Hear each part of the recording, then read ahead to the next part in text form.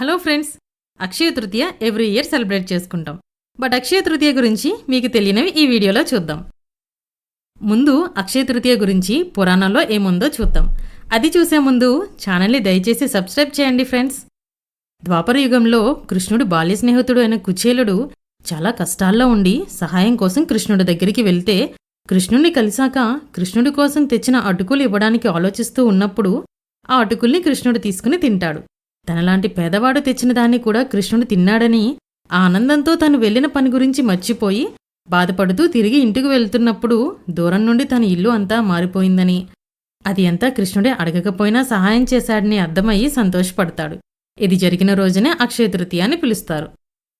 అది ఒక్కటే కాకుండా పాండవులు వనవాసంలో ఉన్నప్పుడు శ్రీకృష్ణుడు ద్రౌపదికి అక్షయ పాత్ర ఇచ్చింది ఈ రోజే అని కూడా చెప్తారు. సో ఇప్పుడు మీరు కూడా ఈ వీడియోని లైక్ చేసి ఛానల్ని సబ్స్క్రైబ్ చేయండి ఫ్రెండ్స్.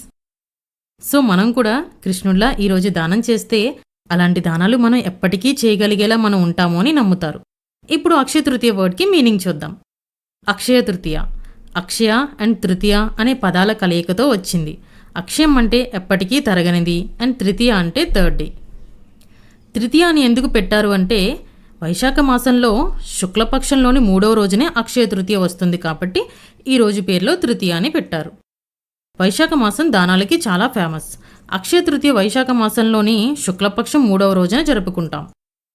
అక్షయ తృతీయని సెలబ్రేట్ చేయడానికి ఒక లాజికల్ రీజన్ కూడా ఉండి ఉండొచ్చు అని నాకు అనిపించింది. అది ఇప్పుడు చెప్తాను. ఈ సీజన్లో ఎండలు ఎక్కువగా ఉంటాయి అండ్ ఒకప్పటి కాలంలో హార్డ్ లేబర్ ఎక్కువగా ఉండేది. సో ఎండలో పనిచేసే వాళ్ళకి క్లోత్స్ అండ్ ఫుడ్ ఇస్తే బాగుంటుంది అని మన పూర్వీకులు ఈ అక్షయ తృతీయకి దానం చేయాలనే నియమాన్ని పెట్టారు. కానీ మధ్యలో ఎక్కడో గోల్డ్ కొనుక్కోవాలి అని మన మైండ్ని స్పాయిల్ చేసి అక్షయ తృతీయ అంటే గోల్డ్ కొనాలి అన్నట్టుగా మార్చేశారు. ఇది ఫ్రెండ్స్ ఈరోజు వీడియో. ఇలాంటి ఇంకెన్నో వీడియోస్ కోసం ఛానల్ని సబ్స్క్రైబ్ చేసి వీడియోని షేర్ చేయండి ఫ్రెండ్స్.